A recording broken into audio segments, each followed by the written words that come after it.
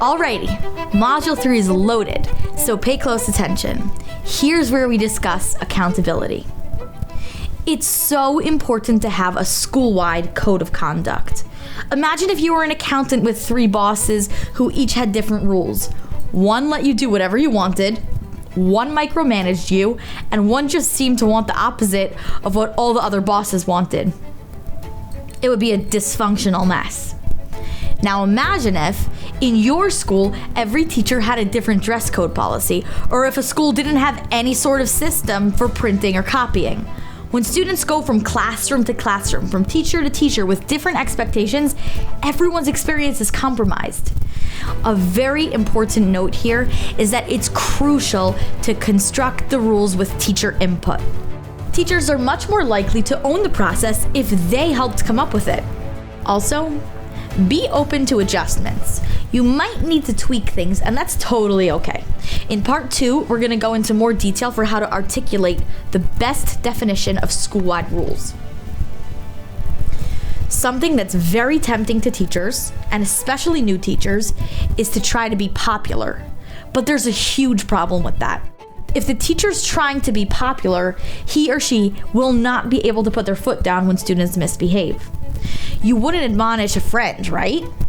So it's important for you to stress the difference between being liked and being appreciated. Really, what these teachers want is to be appreciated. They don't want a whole group of 10th graders coming over to their house for a sleepover party.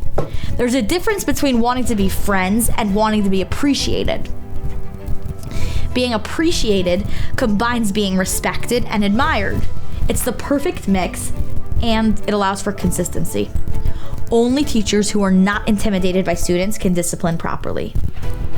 Yes, it's okay to be strict, but inconsistency? Nope, no way. Our next step is to consider what disruptive behavior is. I'm sure you've got many ideas. And I'm going to help by providing a behavior matrix, which goes through different behaviors with various levels of intensity, as well as research-based effective ways to respond to that behavior. You can use the matrix to make sure that you have thought of everything you possibly can, so you won't have tons of loopholes later. After identifying the disruptive conduct, you're going to want to counter that with positive behaviors.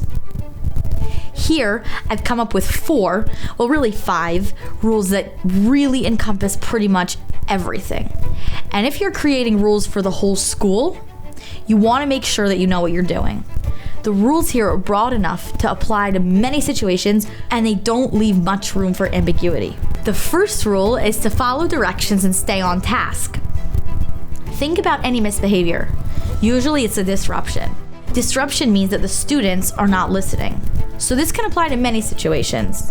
Additionally, it prevents the more passive method of misbehaving, which is getting off task or avoiding work.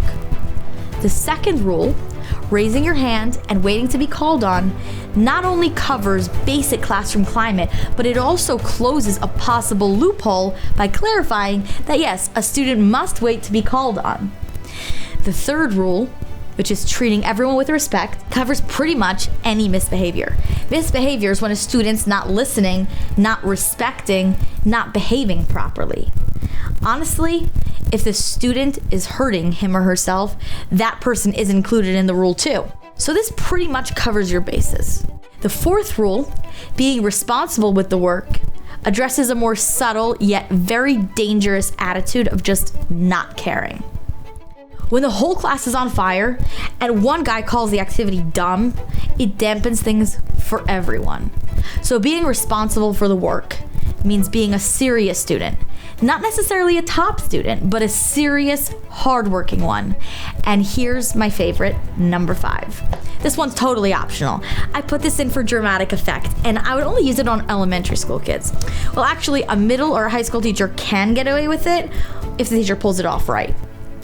So for younger grades, my rule's this, and I say it with a complete poker face. No, actually a very serious face. There is no answering question number 10 correctly on any worksheet, test, or quiz. And then turning to a student that I know in advance might be more of a challenge, I say, right, Danny? It's hilarious as a student nods seriously and also tries not to burst out laughing or seem amused while they calculate what exactly is going on.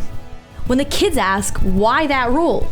And at this point they've caught on to the joke, I answer them seriously. And this is actually the legitimate reason why I would make this rule for any elementary school class. It's because there will be things that I ask of you, and you won't understand why I'm asking. But this is my rule, and you need to trust me here that it's for your benefit. Not only does this solidify a teacher's authority in a hilarious way, but it also teaches an extremely important lesson. Elementary school students especially are learning incredibly foundational skills. They may not think that something is important, but you as a teacher or you as an administrator know it is absolutely crucial for their development. So that's the way to build trust. Obviously, you can go through the matrix yourself to get a full picture of the scope of behavior issues, but you'll find that the rules here cover just about everything. And remember, less is better. The more rules, the more to forget. You're going to want your teachers to drill these rules into their classes and have the students review them very often, so make it as powerful as possible. When talking with teachers, explain the double benefit. Having school-wide rules is to their benefit because it creates a collective authority throughout the school. It's about protecting their teaching experience. And as I mentioned earlier, one aspect of the adult learning theory is that when adults are interested, they will be intrinsically motivated. Now here's the second benefit. They get to explain to their students how having these overarching, simplified rules are to their benefit as well. It's about protecting the student's learning experience. Here's the next thing. This also has a double impact. Explain the way to have an awesome teaching experience. In your school, there are certain ways that are best practices to manage a class, and there are certain methods that just won't do, like assigning students to write, "I am a bad boy" 100 times. And the intrinsic motivator for teachers here is that you're just weeding out bad moves that can ruin their teaching experience. The double impact comes because teachers should take this principle and apply it to their classrooms by explaining that they have an absolutely awesome program planned, but that it's a privilege that must be earned through proper behavior. This way, whatever happens is a natural consequence of their behavior.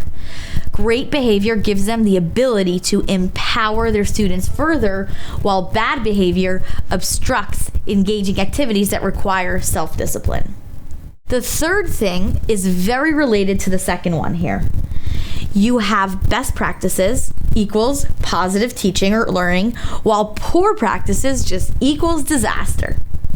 And teachers can take this over to their students as well. Students who behave their best in the classroom will have the best possible experience, while if they have poor behavior, they'll just have to sit out and do their time.